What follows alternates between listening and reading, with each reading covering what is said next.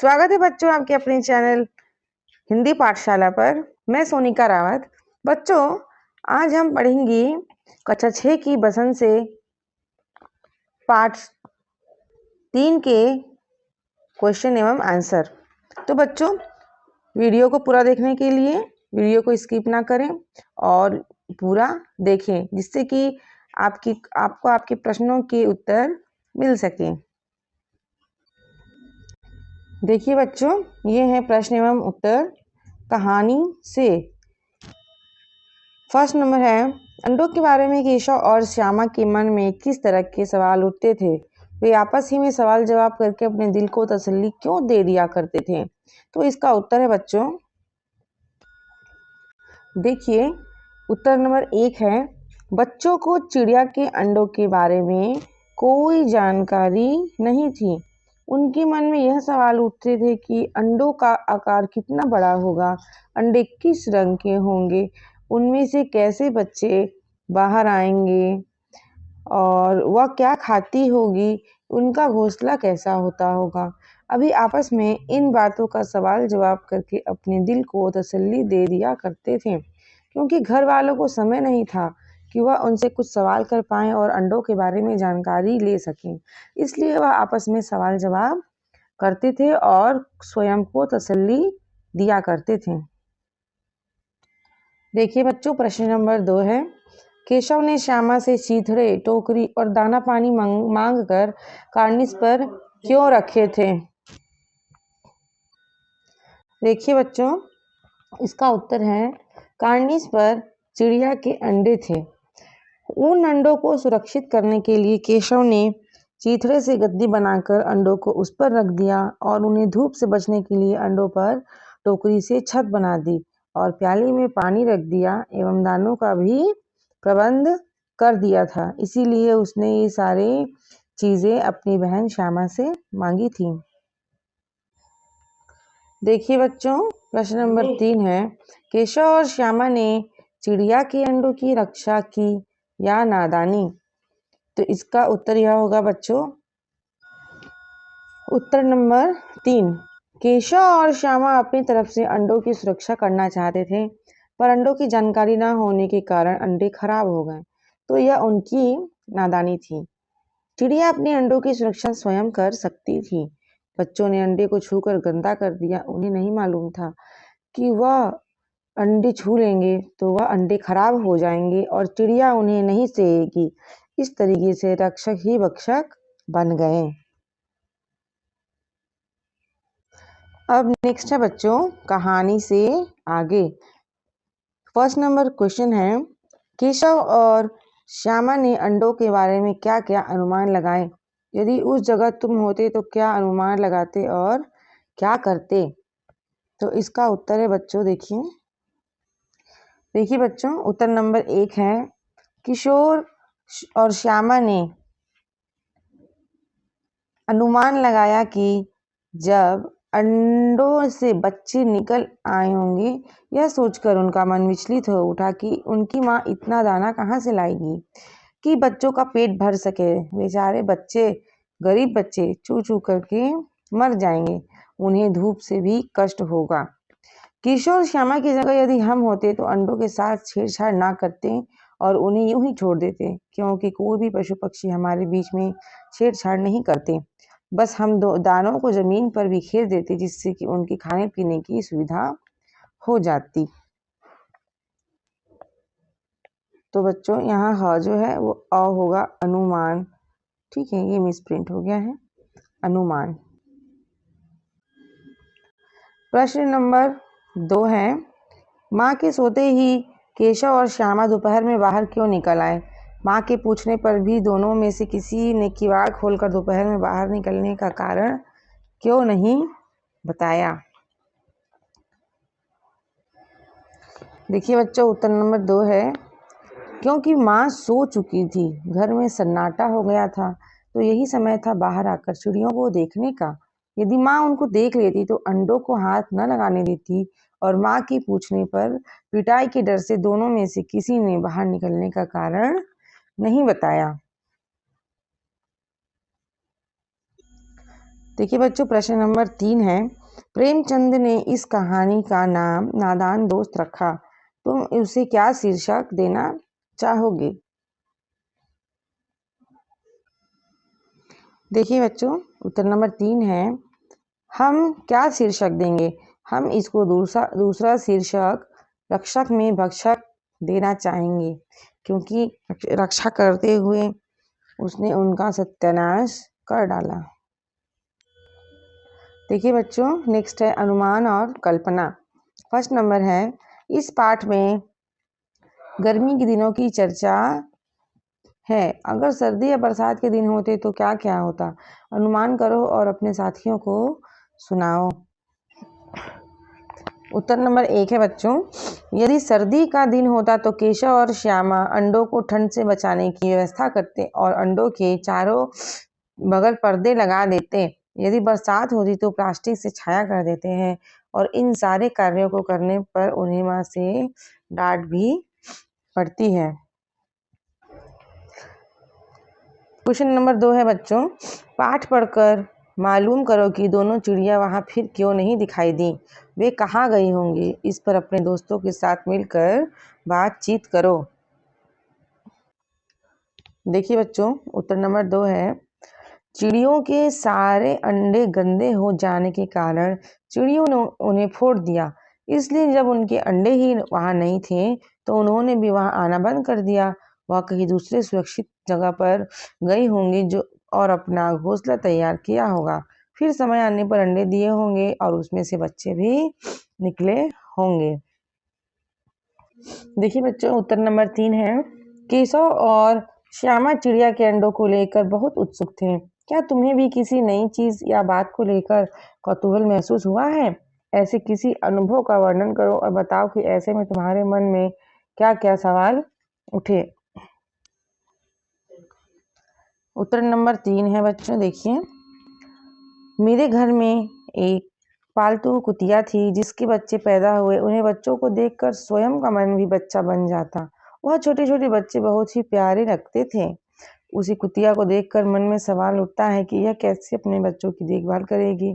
वह अपने बच्चों को मुंह में दबाकर और जीभ से चाट चाट कर उन्हें प्यार करती थी। तो बच्चों, ये था मेरा अनुभव। अगर आपको किसी और भी चीजों से अनुभव है, किसी और भी पशु पक्षी से आपको अनुभव है, तो आप उसको जरूर लिख सकते हैं। बच्चों अब देखिए, नेक्स्ट है भाषा की बात। इसमें हम लोग थोड़ा थोड़ा जो है लैंग्वेज पोर्शन करते हैं भाषा की बात में। तो फर्स्ट नंबर है, श्यामा माँ से बोली, मैंने आपकी बातचीत सुन ली है। ऊपर दिए उदाहरण में मैंने का प्रयोग श्यामा के लिए और आपकी का प्रयोग माँ के लिए हो रहा है। जब सर्वनाम का प्रयोग कहने वाले, सुनने वाले या किसी तीसरे के लिए हो तो उसे पुरुषवाचक सर्वनाम कहते हैं। नीचे दिए गए वाक्यों में तीनों प्रकार के पुरुषवाचक सर्वनामों के नीचे रेखा खींचो। तो आपको जो ये नीचे लाइन दिया हुआ है यहाँ पॉइंट पे, तो आपको इस पंक्तियों में से पुरुषवाचक सर्वनाम ढूंढना है। पुरुषवाचक सर्वनाम के लिए बच्चों आप मेरा व्याकरण शॉर्ट्स भी देख सकते हैं। तो पढ़ते हैं इसको। एक दिन दीपू और नीलू यमुना तट पर बैठे शाम की ठंडी हवा का आनंद ले रहे थे। तभी उन्होंने देखा कि एक लंबा आदमी लड़खड़ाता हुआ उनकी ओर चला आ रहा है। तो देखिए बच्चों, ये इसमें अंडरलाइन करना है। दीपू और नीलू जो है, जो लिखा हुआ है, ये संज्ञा है, यमुना भी संज्ञा है, ठीक। तो यहाँ पे संज्ञा है, संज्ञा की जगह पर उन्होंने यूज हुआ है। तो यहाँ पे उन्होंने और उनकी, यही पुरुषवाचक सर्वनाम है। और नेक्स्ट पेज पे आते हैं। नेक्स्ट पेज पे है, पास आकर उसने बड़े दयनीय स्वर में कहा, मैं भूख से मरा जा रहा हूँ, क्या आप मुझे कुछ खाने को दे सकते हैं? तो देखिए बच्चों, यहाँ संज्ञा की जगह पर उसने सर्वनाम पुरुषवाचक और आप, ये भी पुरुषवाचक सर्वनाम है। इसको आपको अंडरलाइन करना है। नीचे दिया हुआ है, तगड़े बच्चे, मसालेदार सब्जी, बड़ा अंडा, तो यहाँ पॉइंट में क्या लिखा है, यहाँ लिखा है, यहाँ रेखांकित शब्द क्रमशः बच्चे, सब्जी और अंडे की विशेषता यानी गुण बता रहे हैं, इसलिए ऐसे विशेषणों को गुणवाचक विशेषण कहते हैं। इसमें व्यक्ति या वस्तु के अच्छे बुरे हर तरह के गुण आते हैं। तुम 4 गुणवाचक विशेषण लिखो और उनसे वाक्य बनाओ। तो बच्चों यहाँ पे जो अंडरलाइन दिया हुआ है, ये तगड़े, मसालेदार और बड़ा, ये उसकी विशेषता बतला रहे हैं। ठीक है बच्चों, तो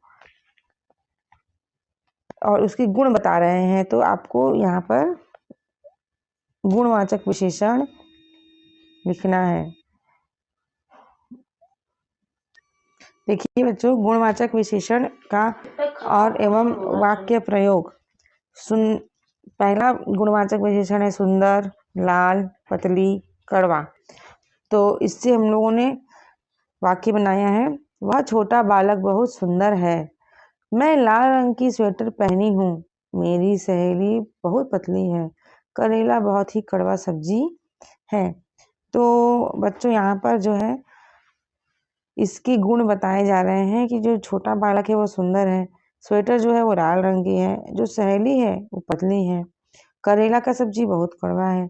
तो उसकी विशेषताओं को बताया गया है, उसके गुण को बताया गया है, इसलिए ये गुणवाचक विशेषण है।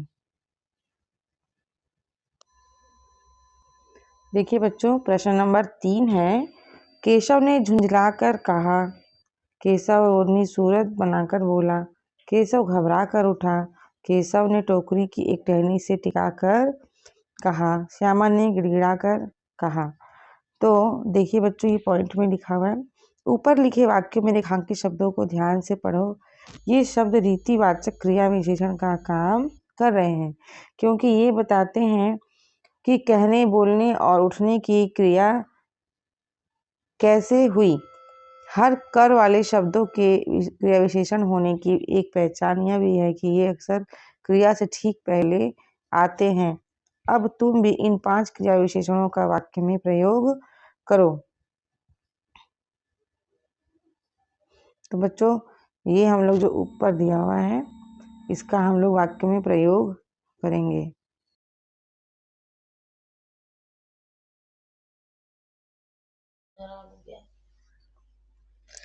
बच्चों देखिए, यह है रीतिवाचक क्रिया विशेषण से जो शब्द दिए हुए थे ऊपर, उसका हमने वाक्य प्रयोग किया है। क नंबर है झुंझलाकर। तो इसका वाक्य प्रयोग है बच्चों, राम ने श्याम से झुंझलाकर गेंद छीन ली। झुंझलाकर होता है बहुत गुस्से में। ख बनाकर, प्रीति मेरे लिए गाजर का हलवा बनाकर लाई। ग घबराकर, पुलिस को देखकर चोर घबराकर भाग गए। घ टिकाकर, केशव ने टोकरी को छड़ी से टिकाकर छत बना दिया।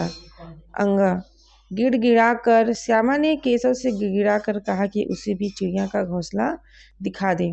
तो ये सब है बच्चों वाक्य में प्रयोग, आपको करना होगा यह रीतिवाचक क्रिया विशेषण।